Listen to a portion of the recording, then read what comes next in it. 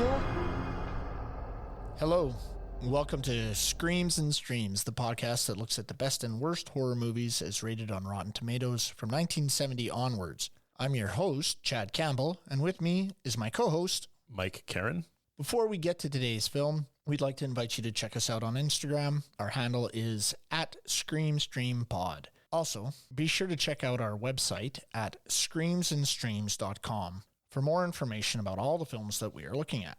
Just a warning, in the podcast, we do jump around in the plot, and we may end up spoiling the film if you haven't had the chance to see it yet. If you don't like spoilers, we recommend that you stop listening now, check out the film, and then rejoin us for our discussion. Today, we are looking at John Carpenter's 1978 horror film Halloween that scored 96% on Rotten Tomatoes, spawned a multi-million-dollar franchise, and 13 other films. Yeah. So, Mike, you're going to give us our summary of Halloween. 15 years after murdering his sister on Halloween night, 1963, Michael Myers escapes from a mental hospital and returns to the small town of Haddonfield, Illinois, to kill again. All right, so we're going to jump into our categories here. So first impressions of the film, Mike's going to kick us off with the first impression of the film. I can't remember my very first impression of this. Halloween is one of those movies, it's the quintessential. So it's been a part of my viewing for years. And so I was like sitting down going, okay, let's pretend I'm watching this with fresh eyes. But it's hard to because it just carries so much with hard, it. yeah. It's iconic. My first impression, whatever you want to say, still enjoyable, still good. It's amazing to see Jamie Lee Curtis, like it's her first film, first role, just nailing it, selling the fear. There are things that you could pick at the seams of this and like really sort of get into it if you wanted to, but for a 1978 independent low budget horror film, my first impression is that it just hits the mark, runs with it, and it does everything at a good pace. I loved this movie. No, I agree. My first impression of this, I remember watching this as a kid and being super freaked out by his costume, by his demeanor, the way he skulked around. And it really is the template for slasher films moving forward. Yeah.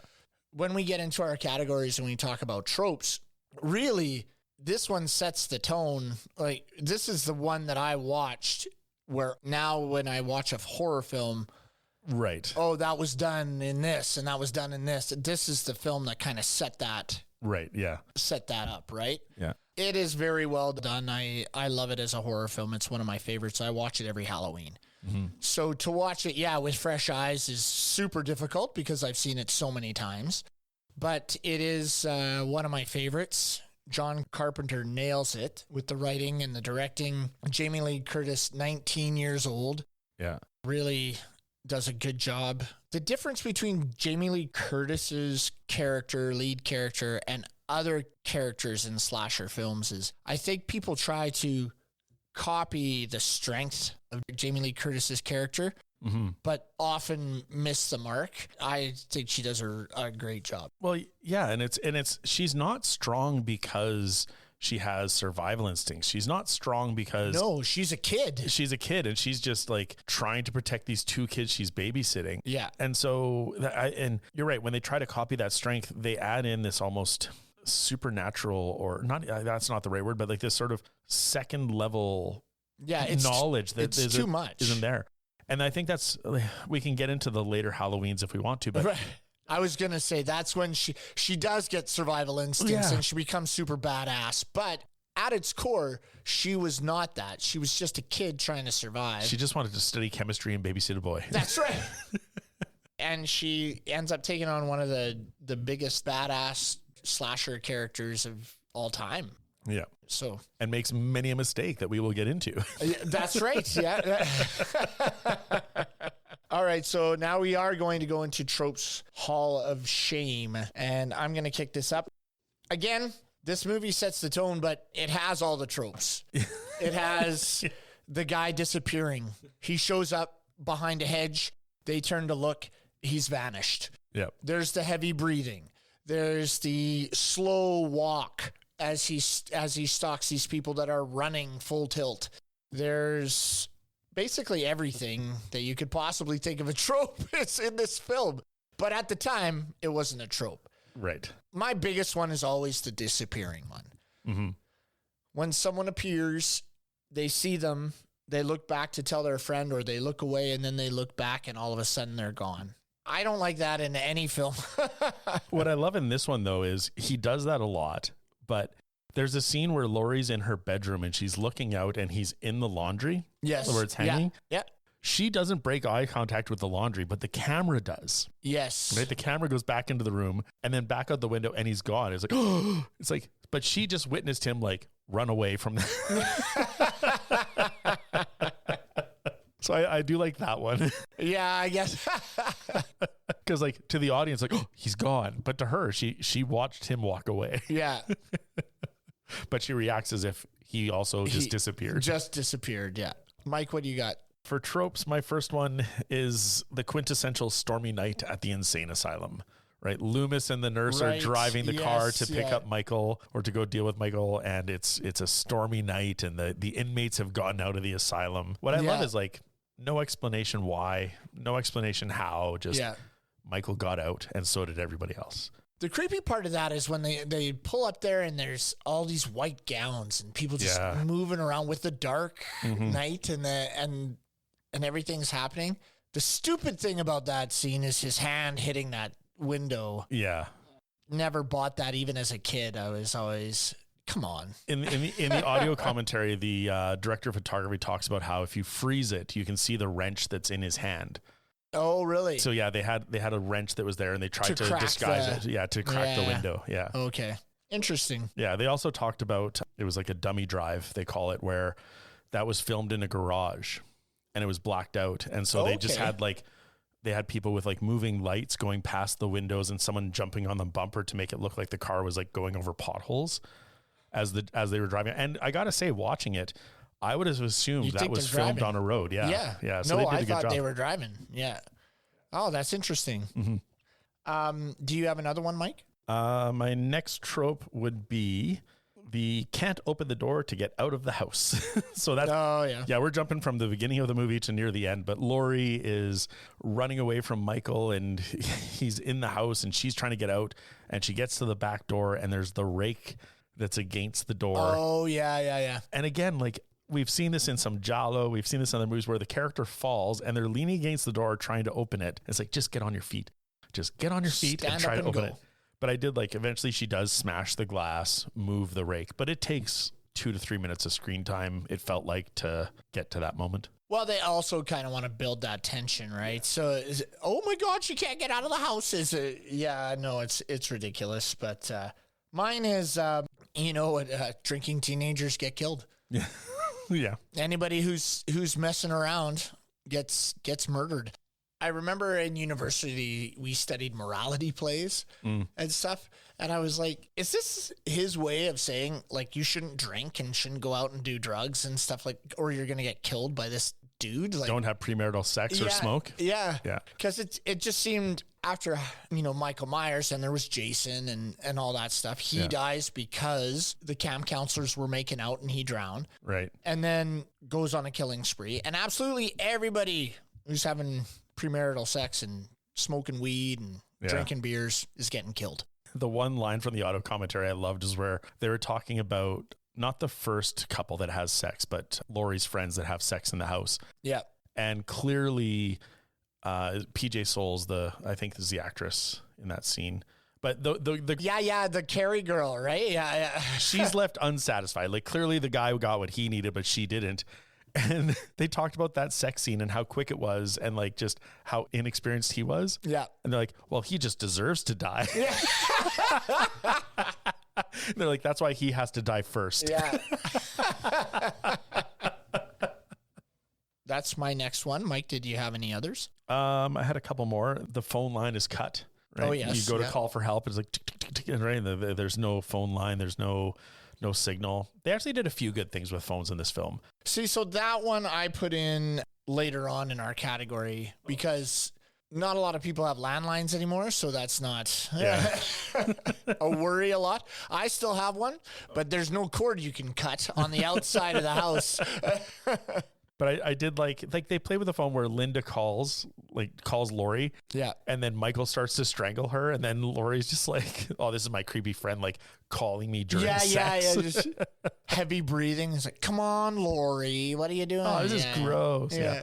And the last one I had is just, the killer isn't dead. And yes. This came up in the first impressions where it's like Laurie made so many mistakes where she stabs Michael in the eye or actually that's not even the first one. I forget how she gets him behind the couch. Does she stab him? And then he falls down behind the couch and then she hits him with a fire poker, doesn't she? Oh, maybe. Yeah. And he goes down and then she like has the knife, throws the knife down. Yeah. And she's like, well, off I go. And then in the closet stabs him with the hanger in the the eye. And he goes down and again, drops the knife and leaves. It's like, just stab the guy. I don't know how many times he's still in movies where it's like, just headshot. Take the final headshot. Just end it. Yeah. So this one had that like recurring, the killer's not dead. Right. Yeah. I had one more, but it's just a heavy breathing, right? Yeah. In the mask all the time. I guess at the time, maybe it was a cool effect, but it's now been done to death. And it is actually at one point it's just kind of annoying, and I don't know if that was their goal, but it was. Otherwise, we would have liked Michael. Shut the hell up! This killer's really connecting. Yeah, but he breathes too much. So he breathes too heavy. Just get him out. Yeah. All right, moving on. We're going to go into one-liners, and Mike, you're going to kick us off with one-liners. What do you got? The first one I had was when Laurie, Annie, and Linda are walking down the street. Annie's babysitting, and Linda says she only babysits so that she has a place to shit. Laurie interjects.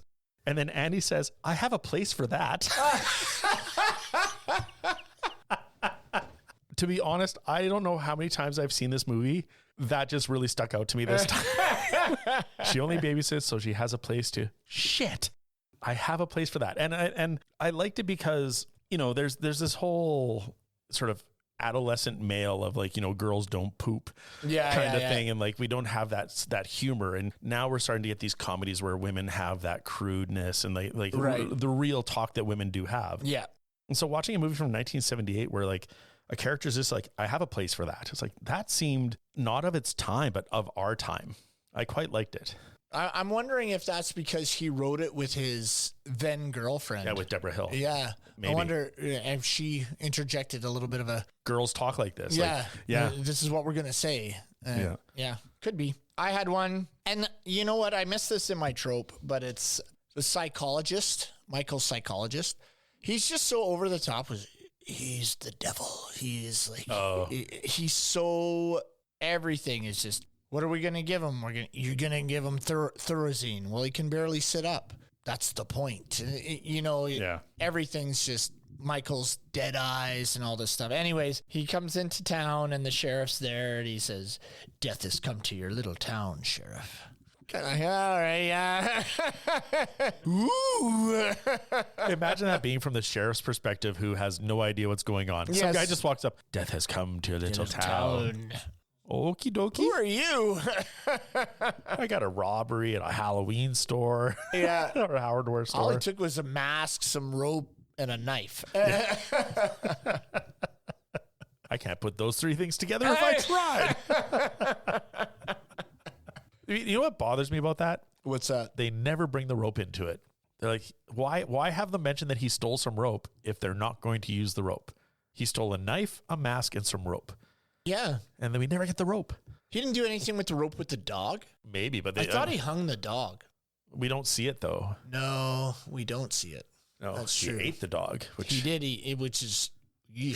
In the audio commentary, they're like, this guy is an escaped lunatic. Why do they have to have a kill the dog moment? Like, in case you didn't know he's bad.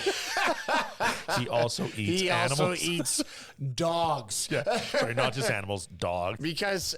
a lot of times the dog survives. Nobody touches the dog. Yeah. You can kill whatever, but don't touch the dog. Crawling over the car, smashing the window, attacking the nurse, driving off. That wasn't bad enough. No. We had to have him eat a dog. There was another one I had that was where it talks about him driving the car. And she's like, well, he doesn't know how to drive a car. And he's like, well, he was doing really well last night. Maybe someone gave him lessons. Okay. I'm so glad you brought this up. I was watching this movie with Louise, and he drives off, and she's like, how old was he when he went in? I'm like, he was 6. She's like, how would he know to drive? And then cut to that scene. I'm like, they explained it. Yeah, that's right. Someone gave him lessons. Yeah.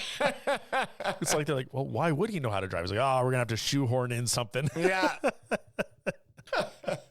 So glad you brought that up. Did you have another one-liner? Yeah, but just like has happened in the past, I don't know if I want to bring it up now.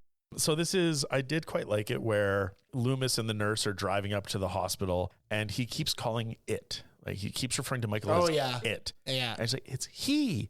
Him, like, or this whatever, isn't a man. Yeah. Right. And at first it's like, oh, that's a cool line, right? This isn't a man. We can't think of it as human. We have to give it this other monster-esque honorific. Right. Yeah. But then, it does get a bit much where it's like, after he smashes the window, drives off the car, Loomis is like, it's gone. The evil is gone from here. And I know it's supposed to be, it's like, ooh, and then it comes towards the end of the film as well, like, the evil is dead. Yes. Right? Like, it's like, but it becomes cheesy. Like, I get how he needs to set up the fact, because the only time we saw Michael was when he was a kid, right? Right. In the opening scene. We'll talk about that later. Yeah. But that's the last time we see Michael. Mm-hmm. So he really has to hit home that he is evil incarnate. And I kind of get it. But he just... it really nails pushes it the whole movie. Yeah. And so by about midway through, you're just like, look, man, I get it. The guy is a bad dude. Yeah. So stop talking about it. Take your 44 out and shoot the motherfucker. Okay, so now we're going to move along. We're going to go into our next one, what doesn't hold up. I'm going to kick this one off, and it is the stabbing scene in the opening scene. Oh, I have that for something else, but yeah. It doesn't hold up for me. The knife is all weird and... The angle's wrong.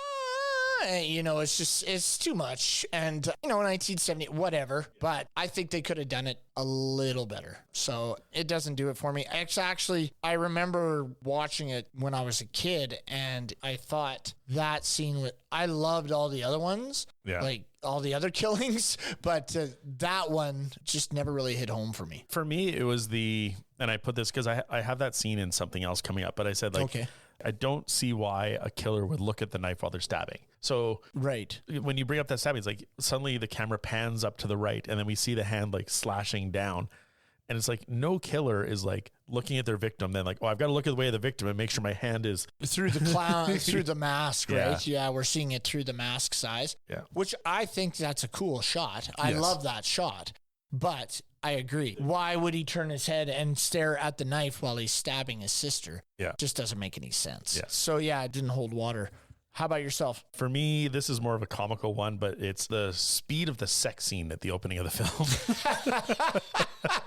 I understand they're high school kids. It's going to be quick, but I timed it. You timed it? Because I was like, this was quick. From when they leave the couch and Michael's looking in the window, it's like, well, let's go upstairs, to when Michael's in the living room and the boyfriend goes down the stairs is under a minute. So that means they left the couch, went upstairs, disrobed, did the deed. And he's like, what? I gotta go. And out he goes. It's like 1 minute. Well, they're high school. I don't imagine there was a lot of foreplay. There's not a lot going on there. I bet you he was just trying to, and then he wanted to leave, right? Yeah. Like he said I had to go. So he just basically wanted to get it and go. Yeah. So, the guy's a dirtbag, but I don't know. But like, he also had time to dress, right? Like, that's true. Judith is still naked. Yeah! He is fully clothed. So by the time he got upstairs, disrobed in 5 seconons, did the deed, and then you got dressed in another 10 to 20. Yeah. So we're talking a good 25 seconds together. I don't know. That's pretty bad. Like, I understand you can only have that tracking shot for so long. Yes. But yeah. Because then, I went way too deep. Like, maybe it was just a blowy. But but Judith is naked. So there had to be more. Well, maybe he was premature. Maybe, maybe just, high school boy. Yeah. Maybe the reason for his premature exodus was because he was embarrassed. And he felt like he needed to get out of there. Yeah. Okay. Fair enough. Still doesn't hold for me, but fair enough. Yeah. I'm grabbing at straws here, really. I didn't look that in depth to the sex scene, but that is funny. Well, it was just because I was like, that tracking shot wasn't that long and he's already coming downstairs. Yeah. Yeah. We're going to go into most gratuitous scene. Mike, what do you got for your most gratuitous scene? We've already talked about this, but it's the number of times that we see Michael and then he disappears, or we see the shape and then he disappears, right? The audio commentary, they keep talking about the shape. They never called him Michael in the script. Right. But it's the number of times that that happens where he's there, he's not. He's at the hedge, he's behind the hedge, he's gone. I understand we're supposed to feel this voyeuristic element and this predatory thing, but it became over the top where every time we saw Michael observing or being observed, we knew that it was going to be like not there. And the one time I did like it, well, I liked it, but the one time I really liked it was when little Tommy's looking out the window and he's carrying Annie back into the house and Tommy's silent, but then Michael goes in the door and then Tommy freaks out, the boogeyman's there. And obviously there's nothing there to see because he's already in the house. He should have been yelling the boogeyman when he was carrying the body. Right. Yeah. So they did it well, but it was too many times for me. Yeah. I don't know if they were trying to make him supernatural or something. Yeah. Because you start with that and then we get into what we mentioned before, where she hits him with a fire poker while he gets up. Right. She stabs him in the eye with a coat hanger. He still gets up. And he's stabbed in the side, and then he does a perfect sit-up from a and then prone he just position. Sits right up. And then at the very end, he gets shot. 5 times. Falls down, and then his body's gone. Yeah. We'll just segue right into my most gratuitous. It's the shooting at the end. It's like bang, bang, bang. All the things that happened to him in the last 30 minutes of that film is just way too much. And then when he gets up and then he's gone again, I remember being there and it's like, well, where did he go? Yeah. What do you mean he's alive? Like, why is he this demonic entity that just can't die? And I know he says, oh, well, he's pure evil. But really, all we're given is that he's a kid that was put into a mental asylum. Yeah. He grew up, and for some reason, he's ungodly strong. Like, he's viciously strong. We get no reason as to why that is. And we get no reason as to why he wants to just destroy mankind. But I don't get it. I can't remember if it's one of the later sequels or a fan theory, but it's this whole, not Oedipal because it's not his mom, but it was this sexual jealousy of his sister. Right. And then that's why he comes back and targets Lori and Linda, the blondes. And then Annie's just sort of victim of circumstance because it doesn't quite match what Judith looked like. Right. But even then, there is no reason why, Loomis is I spent 7 years trying to save him and then 8 making sure he never got out. Yeah. It's but why? He killed one person and people have done far worse. Yeah. And it's just never been clear to me as to why Michael is so unbelievably strong and hard to kill. Yeah. I never got it. And so I did a little research and one person, and I think it's a fan theory as well, is that he pledged his soul to some demonic Satan thing. I don't know. He got into the occult. Okay. Right? But we didn't see that. We don't know that. Yeah. I don't know why he's like that. He went in at 6. So he comes out at 21 and he just right away, now I'm going to put a mask on and I'm going to start killing people. Yeah. It just doesn't make sense. No. And then I don't think Carpenter, when he made this, was I'm going to spawn a franchise. I don't think they had a sequel in mind. No, he didn't want one. He said everything he wanted to tell, and this comes into my bonus feature in my research, but everything he wanted to tell was done in that first film. So he didn't want anything else. He just wanted to make that one film, one and done. He wanted to be finished. Then why have the killer run away? I guess just for the creepiness of it. Yeah, so that you could be he's still out there kind of thing, right? But he never wanted it to go into what it was. And they did ask him to come back for number 2, but he didn't want to be part of it. So I think he's got a producer tag on there or he helped with some of the writing or something. He had a very minor part in the second one. And then after that, he was done. Okay. He didn't do anything else, which I actually thought the second one was pretty cool. cool. Yeah.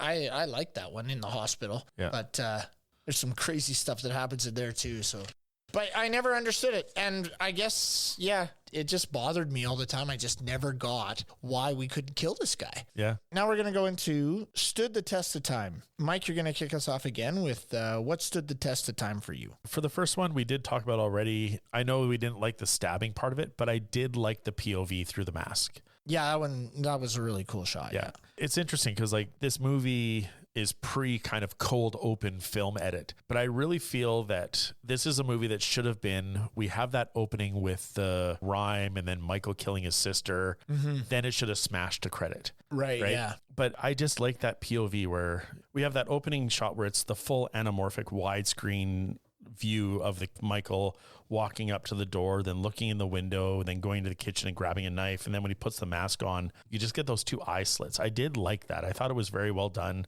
No, just I agree. To get it from his point really of view. Cool. Yeah. Yeah. And even to like when he goes in and he sees his sister and you sort of just get flashes of her and you don't get the full layout of the scene. He looks at the bed and it's like, that's where they did the deed. And then he kills her up until the looking at the knife. I thought that was a great scene. That is one of my test of times. Yeah. And the looking of the knife was, not great, but mine was when he comes out and the parents take the mask off and Michael, what did you do? And they just sit there and stare at him. And then you get that pull away shot where it gets... It's just a little boy. Like, you don't know it's a little kid until that moment. Yeah.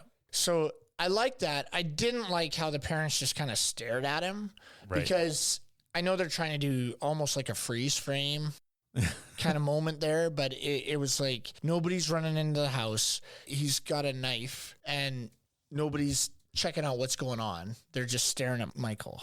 Yeah. So I did like when he comes out in that clown costume and then it's just there he is, right? So yeah, that's one of my tested times. The other one I liked is the mask and the costume. Like, I know everybody knows it was based off William Shatner now, but just that white blank look and the garage mechanics overalls there, the workman's overalls, just a basic thing, but so creepy. Yeah. And he's had different renditions of his mask over the years. Like we've seen in Rob Zombie's version, it gets scarred and dirty and beat up and burned. In Halloween 5, it's ridiculous. The hair is so bad on it. It looks so stupid. That whole movie is just dumb as shit. Yeah. But the mask, is iconic. And just that costume has stood the test of time for me, for sure. For sure. Do you have any more? I got two more. I know you've talked about like it became annoying and it was over the top and it was Michael's breathing, but I got to tell you, watching it in 5.1, there's the scene where Laurie walks up to the Myers house to put the key under the doormat. Yeah. And we get the shot through the glass and then Michael enters the frame. Right. And his breathing, like in 5.1, it was coming from behind me over my shoulders. Ooh, yeah, that would be creepy as shit. It was pretty well, yeah. So the sound design with his breathing, it filled the room and it was just the inhale, exhale. So, yeah. But then again, it's like, okay, it's a lot of breathing by the end of the film. I think they could have just done it a little less. Yeah. They hit it so much, just like the disappearing and just like some of the other things in this movie. Mm-hmm. They just keep going to that well, right? But I think if they just would have limited that a little bit, it wouldn't have been so much, right? And you just would have been, if they would have kept that, you would have been, holy crap. It was so well done there. Yeah. And done. Yeah. So we didn't need to hear him breathe when he's in the bushes or in the leaves. We didn't need to hear him breathe when he's driving the car. All that stuff doesn't need to be in there. Yeah. And my other test of time, and again, it goes to the anamorphic lens and the tracking shots. Yeah. Because it wasn't a Steadicam. I can't remember what it was, but it was a handheld or strapped to the chest camera. Okay. And again, the reason I wrote it down, this is before I got to the listening to the audio commentary, but it just really added to the voyeuristic nature of it because you just had these long tracking shots and following shots of that's what it is for what Michael is seeing as he's observing his victims. Mm-hmm. So it really created this sort of, we are given the killer's view and sort of inside his hunt. And I quite like that. What became interesting was in the audio commentary where the director of photography and the camera operator were there, they were talking about how because it was strapped to a cameraman's chest, it eliminated the need for dolly tracks. Right. Because a lot of that would have been done with dollies and following along that way. But once you add in tracks, your characters have to walk in a certain direction at a certain pace because the dolly travels at a certain pace. Whereas a live cameraman adjusts to where the actors go or how the actors move. Right. And it still keeps it steady. Yeah. And so it became this sort of intimate tracking along with the voyeuristic side of it. So I thought that was very well done. All right. That wraps up our test of time. So now we're going to move into our next category, which is eerie to ear splitting. And I'm going to kick this off. And I'm just going to say that I think the soundtrack to this film is almost as iconic as Jaws. Not quite there, but it is amazing. Every little bit of music they use in this film is eerie. Yes. And very well done. The boom, boom, boom, boom, boom, boom, boom, boom, dun, dun, dun. The little synthesizer stuff they do is really well done. There's actually 3 different anthems to Halloween. Oh. That I really didn't notice. They use just the one that we know very like kind of near the end. But then there's these 2 other ones that they use while he's walking around and doing stuff where nothing really happens, but they still have this music in the background. And I think those are just as good. Yeah. So yeah, I found it eerie. Yeah. I just wrote right off the bat, eerie to ear splitting, the Halloween theme, ! Yeah. You're right. It's up there with the Jaws theme, the Exorcist theme. Yeah. It's one of those things that like, it's just, you can play it now and people are taken right back to it. I've got on the website, there's a remake by Trent Reznor that he did that's like just juiced it up a little bit, added a little more tension. Yeah. But the fact that John Carpenter wrote this like in a number of days on his own, and he's like, I took Tubular Bells as inspiration because of the Exorcist theme and like made it my own. Like he did an amazing job at coming up with an iconic motif. Oh, yeah. Yeah. Yeah. Really creepy, sets the tone for the film. Yeah. Everything you want a soundtrack to do. Yeah. Right? So we talked about another film recently where I had said it didn't make an impact on me at all. And this is totally opposite. Yeah. It's not a character in the film, but it definitely fills the film out. Fills it out, yeah. And they even use dramatic stings very well. Yes, yeah. In the audio commentary, again, they talk about how there's certain moments where there's scares or there's moments of tension. And they're like, wait, was there a dramatic sting that accompanied that? And it's like, no, there wasn't. So Carpenter knew not to overuse that. Yeah. To frighten you is like, use the silence in some points, use the sound in others, cue your audience at different times so that they don't know what they're getting. He does it so well. Yes. Yeah. I wholeheartedly agree. You know, and I did make that comment about the breathing, but every other moment in this film, he really fills it out well. Yeah. So it's quite well done. So now we're going to go into our back it up moments. Mike, what did you have for a back it up moment? My first one is Bob's death to Linda's death. And Bob is Linda's lover. Right. And he goes downstairs and we get this. He looks through one door. There's nothing. Looks in the cupboard. There's nothing. Looks in the third one. And that's when Michael gets him. Yeah. And he grabs him up by the throat and lifts him off the ground and sticks him. And I kept reading in reviews about this, like the butterfly collector. And I was like, I never quite got, like, why are they referring to Michael like a butterfly collector? But it's like he's pinned his butterfly into the wall. He does observe him, right? Yeah. Afterwards. And so the actor, Tony Moran, said, like, that was the only time that Carpenter directed him in the entire film. And he said, I want you to tilt your head like you're observing something that you've taken care to do. And so, yeah, you get that moment where Michael stands back and like tilts his head quizzically, like, yes. Huh. And he appreciates his work or observes his work. And that just was so unsettling. Then you've got the Beetlejuice-esque ghost in the bed sheets. Oh, yeah, the bed sheet thing, yeah.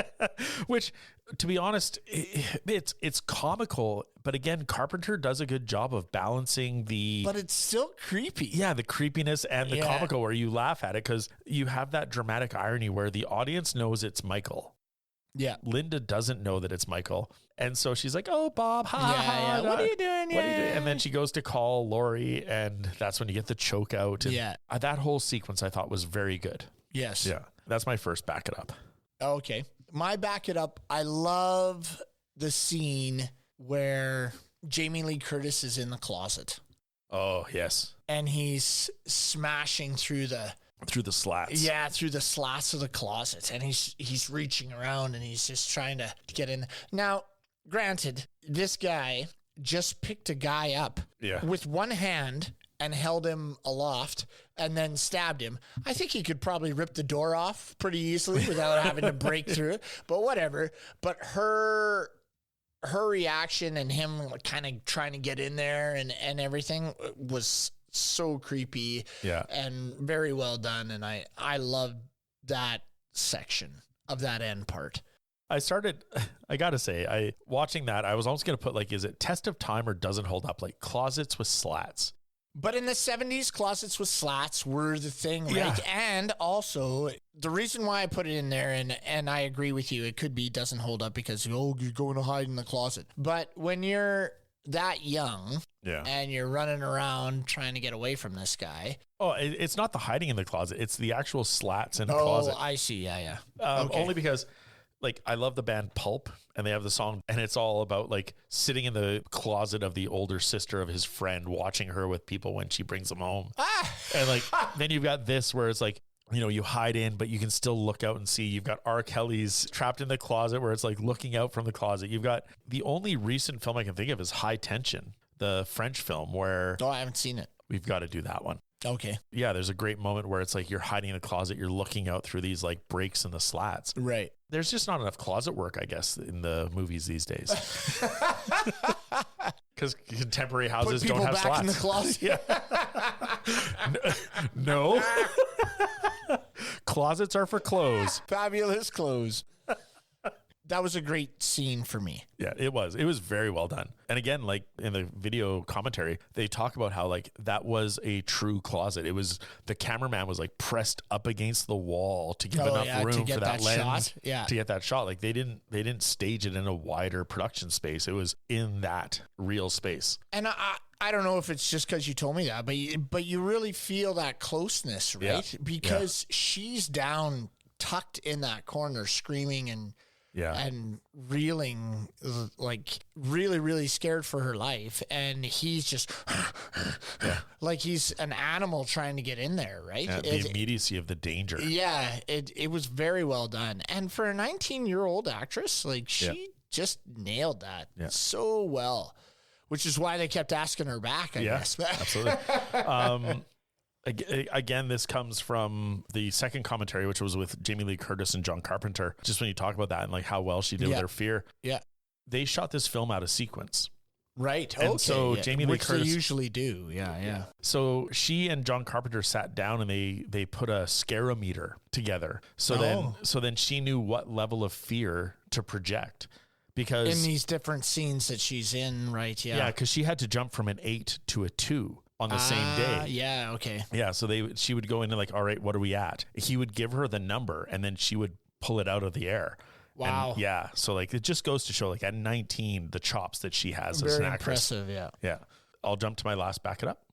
Yes. Yeah. Okay, so this is again on to deal with Laurie because, the protagonist of the film, but I really liked, and it's almost comical, but still well done when she finds all the bodies. Right, like she, and I love that becomes a trope later on, right? Because she steals the tombstone. Oh my god! In so many horror movies, were there reveals of the body afterwards? Yeah, this is the one that did it. I don't know about first, but definitely early on. Well, it made me think of And Soon the Darkness, where she finds her friend in the closet of the motorhome or the trailer. Right. Like it felt very similar to that. Yeah, it is. Yeah. But I do like she finds Annie on the bed with the tombstone right there. Yeah. And then there's Linda and Bob, and their bodies are hidden. So it is comical that it's like, and in 30 seconds, she finds all the dead people. Yeah. But what I love is when she's sitting there in panic and there's this dark doorway behind her, like over her left shoulder, and Michael slowly fills in and comes into the light so his mask appears. It still sends chills. Like watching that is just so creepy, so well done.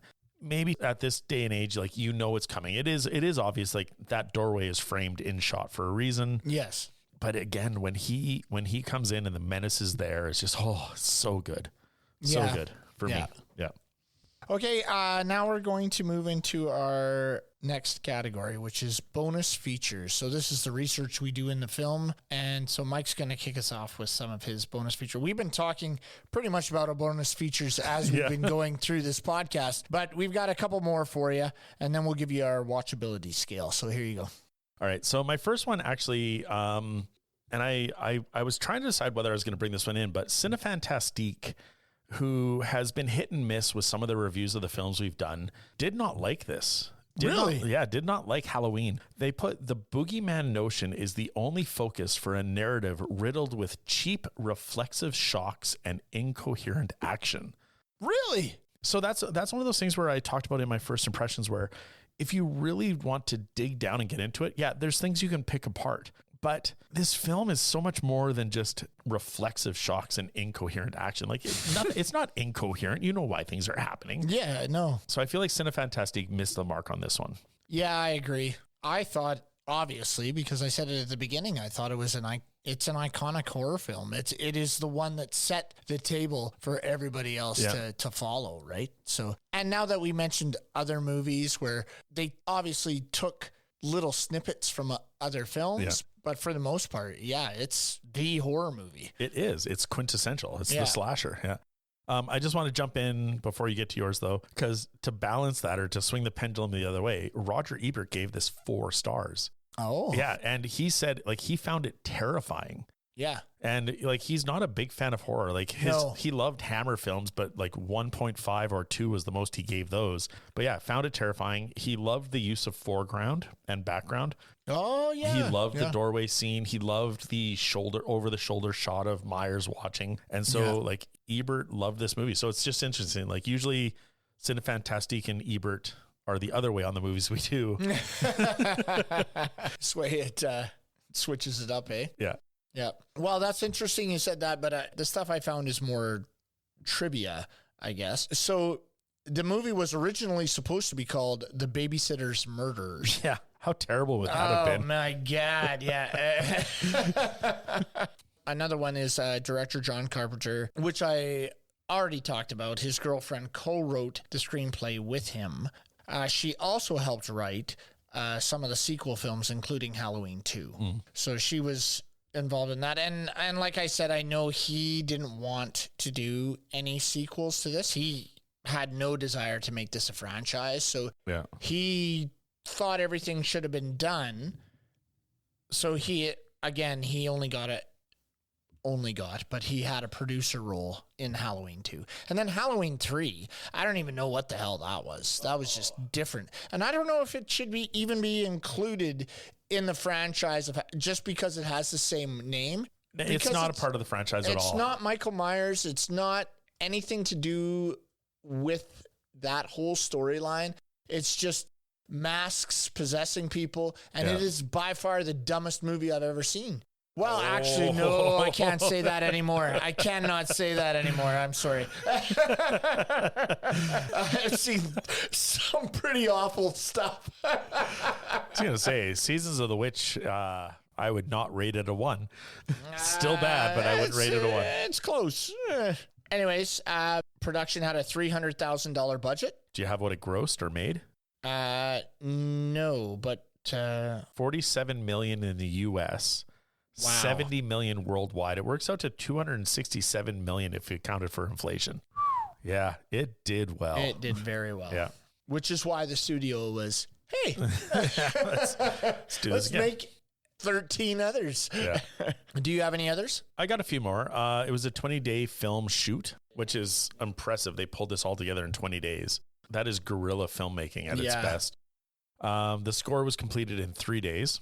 Wow. So yeah, again, Carpenter just banged out a beauty so fast. The one I loved, and we didn't talk about this too much, but the movie that's playing on Halloween night that Tommy's watching on the TV is the original incarnation of The Thing, right? The Thing from Outer Space or whatever. And later in 1982, John Carpenter redid The Thing. Yes. And so I was like, well, he must have known and thrown it in, but the guys doing the audio commentary, like, no, it wasn't known at the time that would even be on John Carpenter's radar, but it was one of his favorite movies. So that's why he put it in. And then eventually, once he had the sort of cachet, he's like, I want to do a remake. And that's why he was able to do The Thing. So it's kind of a neat little Easter egg there.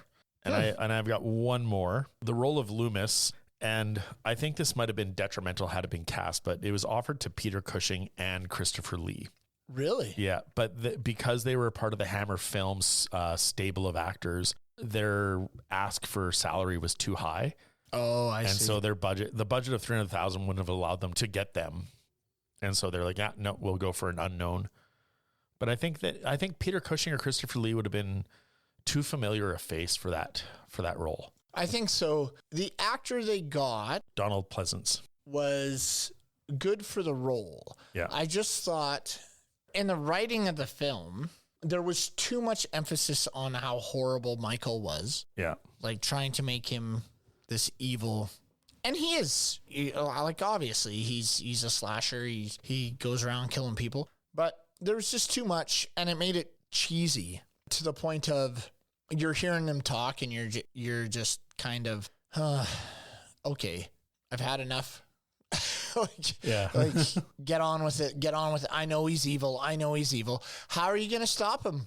But all he says is, oh, you have no idea who you're dealing with. And yeah, another one of the tropes that I didn't mention before is the sheriff not, believing that all this could I had that, but I scratched be happening. It out because he's not 100% against that it could be happening. Like he does kind of go along with Loomis.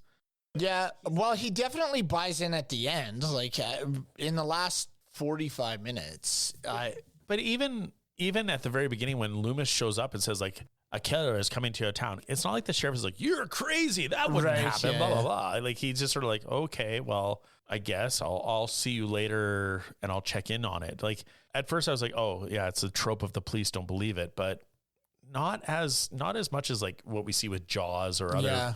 Yeah. He's also a terrible sheriff. Sorry. Yeah, no. His daughter smoking pot in a sealed car, rolls the window down, doesn't smell it. Come on. Yeah. No, it's quite pungent. I like that. Yeah. I just had one more, which I thought was kind of interesting, is John Carpenter filmed new scenes after the fact. Oh, right. So to fill a 2-hour time slot needed for television broadcasts of Halloween, Carpenter filmed additional scenes during the production of Halloween 2, which Carpenter co-wrote and co-produced. Oh, so he did write. So he did have a writing hand in Halloween 2, and he had the producer tag, which I said, but he did not direct. That primarily featured Donald Pleasance and Jamie Lee Curtis. The new scenes included Dr. Loomis at a hearing to review young Michael's incarceration at the sanitarium and confronting a young Michael in his room. Loomis discovering Michael has escaped and scrawled the word sister on his door, and concerned Laurie asking her friend Linda about the man she keeps seeing around their neighborhood. Oh, okay. So he filmed some extra scenes there to fill a 2-hour time slot in the television world. See, and I've never seen the TV edit. No, I haven't seen that one either. I've only ever seen theatrical, the movie, and then I bought the re-release, like the 25th anniversary of it, and they didn't have those in it either. Yeah, and I don't know. I felt the pace. This was a tight film.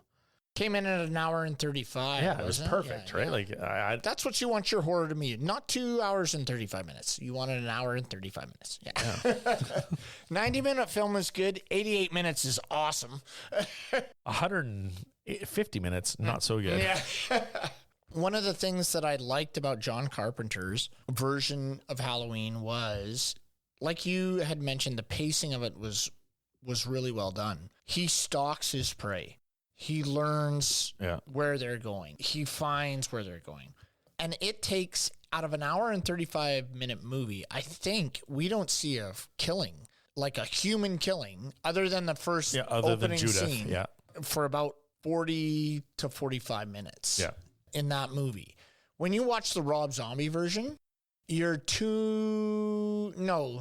you're about 15 minutes in before he kills his dad, or his stepdad, or whatever. Right. So it's, I don't know, the Rob Zombie version, I think, goes a little too far. I liked, and John Carpenter's not subtle, but I liked the way he paced it. I liked the way he moved it so that you had to watch it and see what was going to happen. And on that, like, it's not like you're bored waiting for another kill. No. He does make you wait, but the wait is worth it. Yeah. Yeah. Just one last thing I was going to say, Tony Moran, who played the Shape, or Michael. Okay. They talked a lot in the audio commentary about the fact that his mother was a dancer, and the way he moved. And this was something that Carpenter was looking for. He didn't want a lurching, sort of staggering killer. He wanted someone that was graceful and moved smooth. And interesting. You don't really quite notice it. Like, it's not like he's like sashaying across the victims.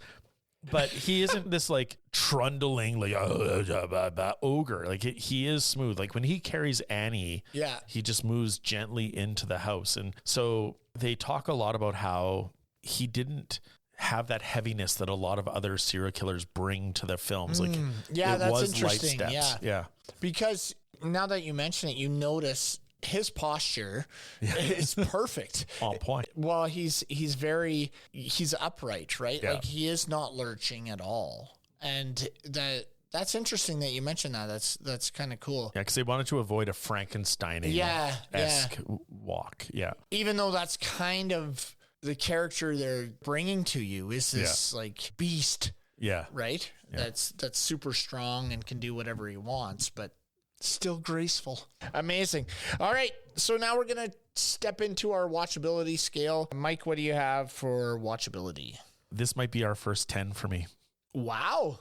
Yeah. Yeah. Honestly, I know I've put a few at 9 and I've been pretty critical on others, but this one, it's a tight, solid package. It doesn't have a lot of fat to trim. It doesn't have a lot of things to get hung up on. Right.